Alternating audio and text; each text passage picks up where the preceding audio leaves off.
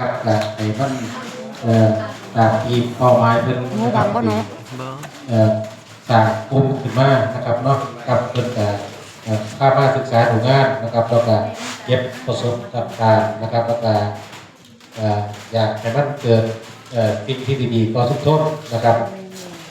กับสำหรับหลายๆกลุ่มของมานะครับ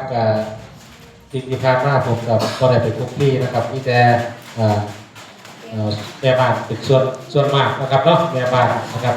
สำหรับพ่อไม่เลยก็คือสิ่งที่เป็นแม่บ้านนะครับแม่บ้านก็ต้องกลับไปบอกพ่อบ้านนะครับเป็นผู้ทักนะครับเนาะครับอยากให้มันสำเร็จนะครับ